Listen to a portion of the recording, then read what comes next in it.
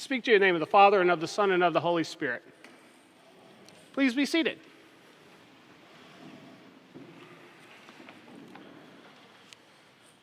Good morning, everyone. Good morning, yeah. I hope everybody's having a good summer. I had a good, long 4th of July weekend. I love summer. I really do. Because summer is a different kind of season, right? It's a different kind of season. You're kind of expected to slow down in the summer, right? Summer is the only season where you are expected to go on a vacation.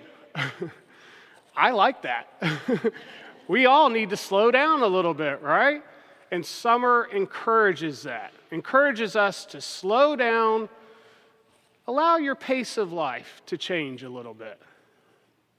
And so that is where my mindset is when I come to this gospel story of John the Baptist and the dark story about him being beheaded and his head served on a platter. It's a great story, isn't it? I mean, I hear this story in my mind, and I have images from art history classes from like the Renaissance of those paintings of the head on a platter. They're stuck in my head, and that's where I immediately go. It's this dark kind of concept. It's this dark story, isn't it? And Mark's gospel, this is what's interesting to me about this. Mark's gospel is always quickly moving from one story to the next about Jesus. Even in the gospel, he says the word immediately in Mark's gospel a lot. It's like boom, boom, boom, boom. Yet here we have Mark's gospel slowing down and telling us actually, it tells us more about Herod than John the Baptist. It tells us more about Herod than John the Baptist. Because Herod is sort of shown, he's a complex person. He's a complex person. I mean, you listen, he likes to listen to John, but at the same time, he's condemned by John for adultery. Herod protected John, and then at the same time, he goes on and kills John. Herod is boastful. He likes to show off. And yet at the same time, when he hears the request for John the Baptist's head to be served on a platter, the gospel says he is grieved.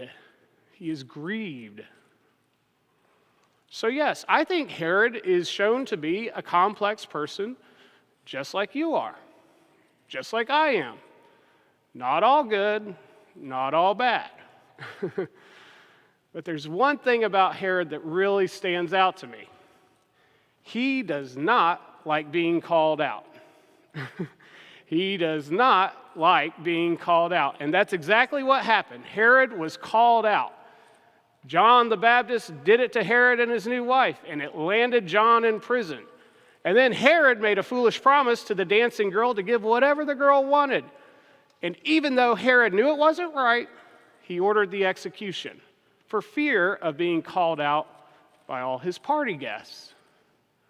It was like Herod, that little small voice that Herod had talking in his head. He knew John was right. John was telling the truth. It even says he knew that John was righteous. But Herod just couldn't allow himself to look weak. Herod couldn't allow himself to be seen as wrong. And he hated to being called out. What is it in us that hates so much for us to be wrong? I hate to be wrong. Do not like it, especially in the sight of others. I mean, we all do that, right? We hate to be wrong. We sure hate to be called out when we're wrong. And so Herod, even though he seems to have known better, he sticks to his guns and he plows through. None of you have ever done that. You stay on a course that has been set, and instead of changing, you just hang on, even though deep inside you know it's not right.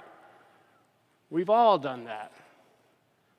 We've all done that. And for me, when I'm in that place, I'm thinking all about myself, okay?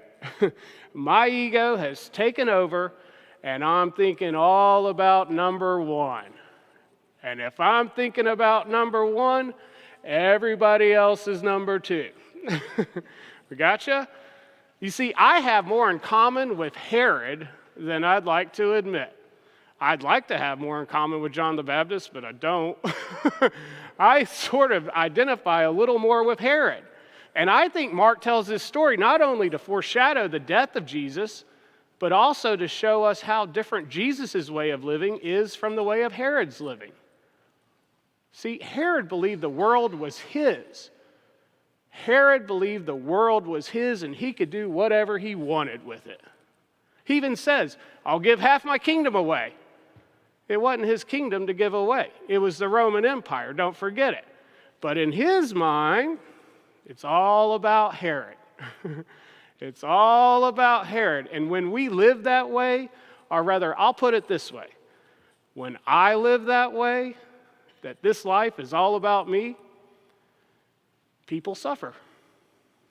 People suffer. That's what the story says. If I live my way, if I live my life in a way that is all about me, people will suffer. Now, it took me a while to figure that out, like all my 20s. Basically all my 20s, but I'm getting there. The older I get, the more I realize that my life is not my own. Say that again. My life is not my own life. Rather, my life is shared with so many other people, with my family, my friends, with all of you. And when I live out of that place, that my life is shared and not all about me, I live differently.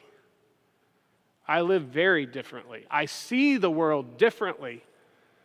I don't even have to be right all the time because my relationships with other people show me different ways to see the world. I live differently.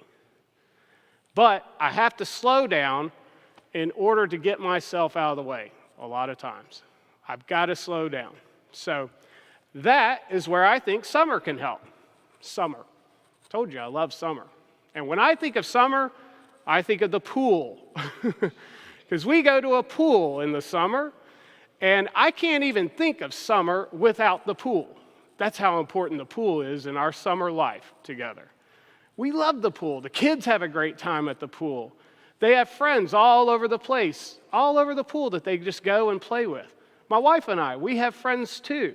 Sometimes we can actually just hang out together and talk. That's amazing.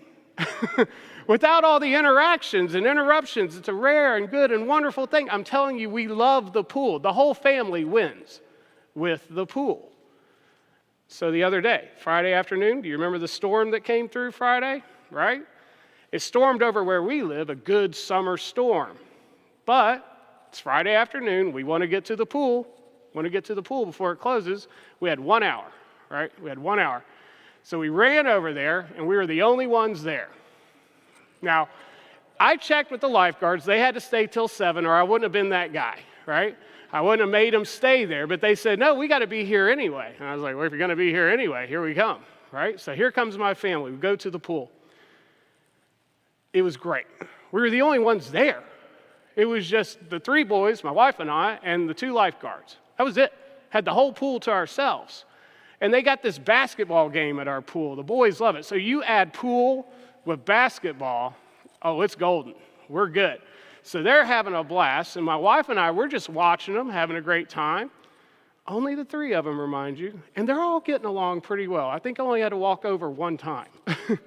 They're getting into some competitions, doing some dunks on the basketball, and they're having the lifeguard is the referee and the judge, So they're getting everybody involved.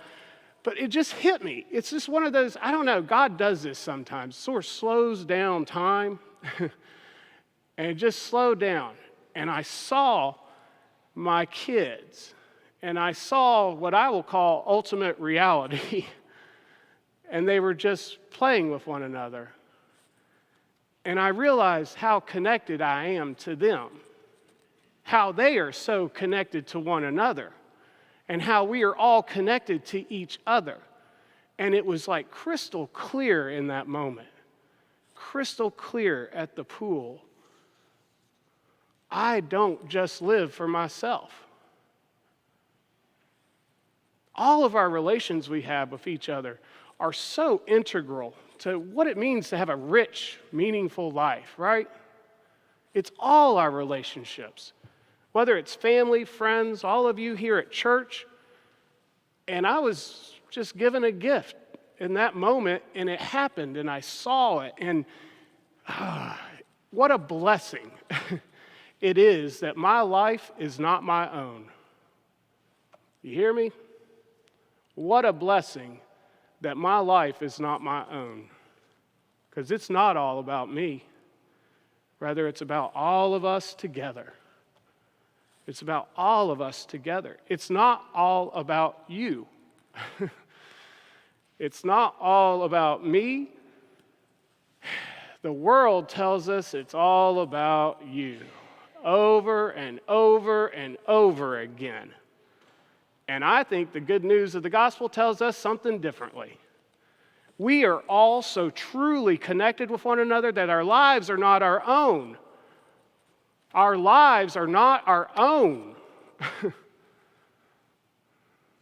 Slow down this summer, y'all. Slow down this summer and allow yourself to feel connected to others. Let it sink in that this life you live is a shared life. It is shared with family, friends, all those you love, all those here, all those around you. Our lives are best lived when we are connected and living our lives for each other. Slow down.